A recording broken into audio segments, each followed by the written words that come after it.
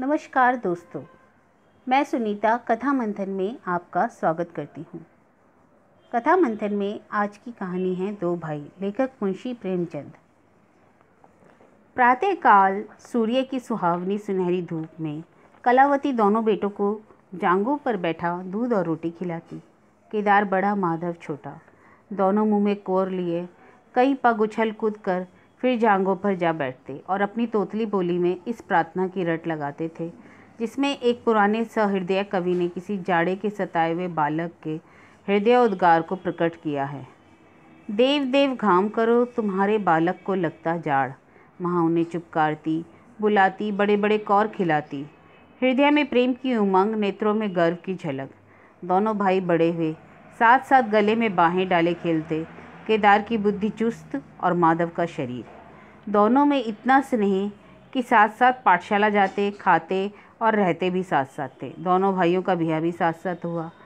केदार की वधू चंपा अमित भाषणी और चंचला, माधव की वधू श्यामा सांवली सलोनी रूप राशि की खान, बड़ी ही मृदुभाषिणी सुशीला शांत स्वभाव।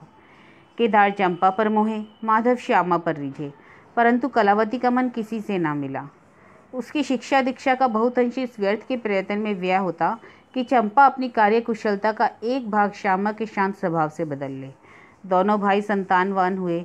हरा भरा वृक्ष खूब फैला और फलों से लद गया। कुत्सित वृक्ष में केवल एक फल दृष्टिगोचर हुआ और वह भी कुछ पीला सा मुरझाया हुआ, किंतु दोनों अप्रसन्न थे।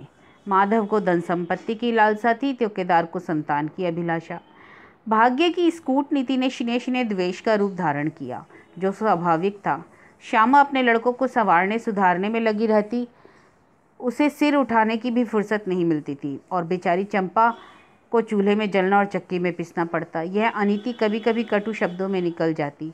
श्यामा सुनती, कुड़ती और चुपचाप सह लेती, परंतु उसकी यह सहनशीलता चंपा के क्रोध को शांत करने के बदले और बढ़ाती। यहाँ तक कि प्याला लबालब भर गया। हिरण भागने की राह ना पाकर शिकारी की तरफ लपका। चंपा और श्यामा समकोण बनाने वाली रेखाओं की भांति अलग हो गईं।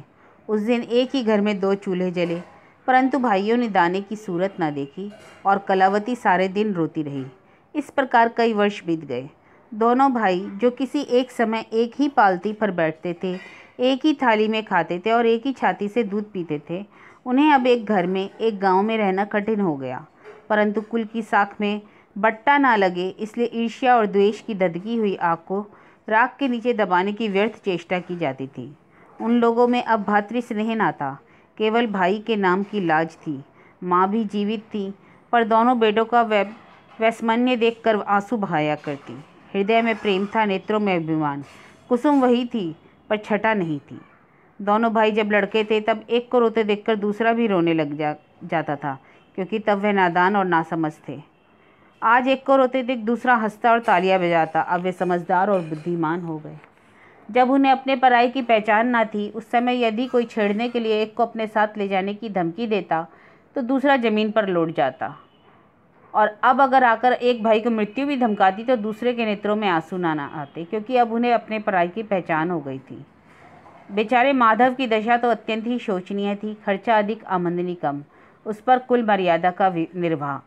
4 पुत्र और 4 पुत्रियों और आवश्यक वस्तुएं मोतियों के मोल। कुछ पाइयों की जमींदारी कहाँ तक संभलती।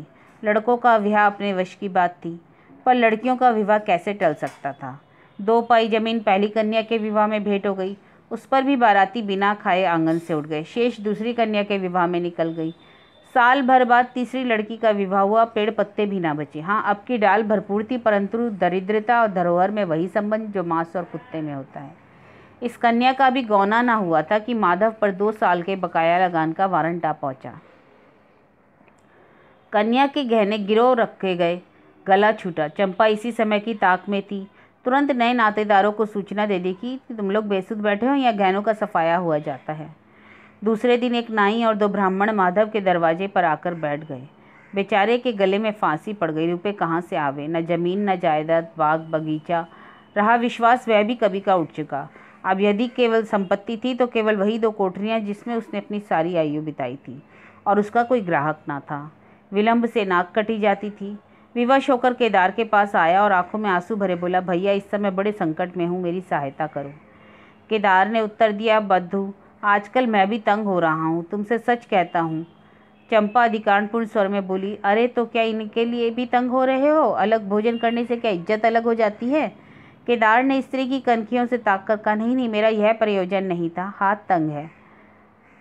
चंपा ने माधव से पूछा, 5-20 से कुछ ऊपर ही पर गहने रखे थे ना? माधव ने उत्तर दिया, हाँ, ब्याज सहित कोई 125 रुपये होते हैं। केदार रामायण पढ़ रहा था, फिर पढ़ने लग गया। चंपा ने तत्व की बातचीत शुरू की। रुपया बहुत है, हमारे पास होता तो कोई बात न थी, परंतु हमें भी तो दूसरों से दिलाना पड़ेगा, पर महाजन तो बिना कुछ लिखाए पढ़ाए रुपया देते नहीं। माधव ने सोचा, यदि मेरे पास कुछ लिखाने पढ़ाने को होता तो क्या मैं महाजन मर गए थे क्या? मैं तुम्हारे दरवाजे पर क्यों आता? केदार और चंपा ने एक दूसरे की मर्मभेदी नयनों से देखा और मन ही मन कहा, क्या सचमुच जीवन की प्यारी अभिलाषाएं पूरी होगी? परंतु हृदय की यह उमंग मुंह तक आते आते गंभीर रूप धारण कर गई। चंपा बड़ी गंभीरता से बोली, घर पर तो कोई महाजन कदाचित ही रुपया दे, शहर हो तो कुछ किराया ही आवे, पर गांव में तो ये सब नहीं होता। और फिर सांझे की चीज ठहरी। केदार डरे कि कहीं चंपा की कठोरता से खेल बिगड़ न जाए। बोले, एक महाजन मेरी जान पहचान का है, कदाचित बोलो तो बात करूं। चंपा ने गर्दन हिलाकर इस युक्ति की सराहना की और बोली, पर 2-3-20 से अधिक मिलना कठिन है। केदार ने जान पर खेलकर कहा, अरे बहुत दमाने पर 4-20 हो जाएंगे और क्या। अब की चंपा ने तीव्र दृष्टि से केदार की ओर देखा, अनमनी सी होकर बोली, महाजन ऐसे अंधे होते हैं क्या भाई? माधव अपने भाई बावज के इस गुप्त रहस्य को कुछ समझता था। वह चकित था कि इन्हें इतनी बुद्धि कहाँ से मिल गई। बोला, और रुपये कहाँ से आवेंगे? चंपा ने चिढ़कर कहा, और रुपयों के लिए फिक्र तुम करो, 125 रुपये इन्हें 2 कोठरियों के तो इस जन्म में कोई ना देगा। 4-20 चाहो तो एक महाजन से दिला दूँ, लिखा पढ़ी कर लो। माधव इन रहस्यमय बातों से सशंक हो गया। उसे भय हुआ कि ये लोग मेरे साथ कोई खेल तो नहीं चल रहे। दृढ़ता के साथ अड़कर बोला, और कौन सी फिक्र करूँ, गहने होते तो कहता लाओ रख दूँ, यहाँ तो कच्चा सूद भी नहीं, और जब बदनाम हुए थे 10 के लिए क्या 50 के लिए किया।